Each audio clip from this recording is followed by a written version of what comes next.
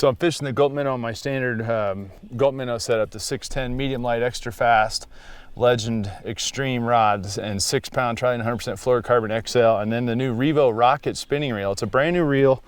It's got a 7-to-1 gear ratio on it. And so it retrieves line very, very quickly, which for a spinning reel can be a really great thing. Anytime you can get line back, it's not about how fast can I retrieve baits, it's about how fast can I get tight on fish. And apparently I can get tight on them just fine. And I'll take it for middle of the afternoon, or middle of the morning, I should say, middle of the day. There's another one on the little bright colored minnow.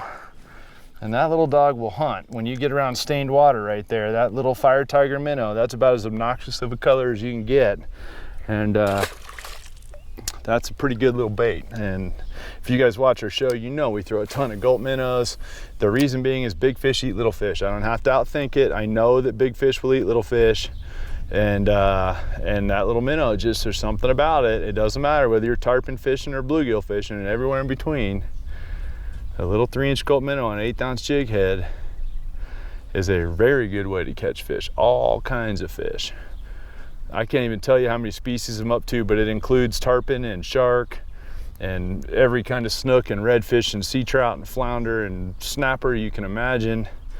If it swims in fresh water, I've caught them on it. I can tell you that for sure. There's a better one here, guys, I believe. Hard to tell. We're catching a lot of them, and some of them are more ambitious than others.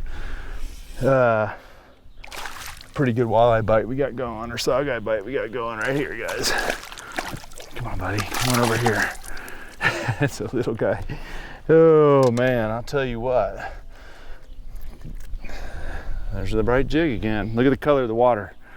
And that's why. And if that fish will disappear. You can see that jig, if you watch it under the surface of the water, once it goes under a foot, you can't even see it. And that's a ridiculously bright color. And when it's a foot underwater, you can't see it. That's why it's such a bright color. I also think that that's why these fish are biting so well in the middle of the day, is because the water is so stained that even as a saugeye walleye, they don't care, you know.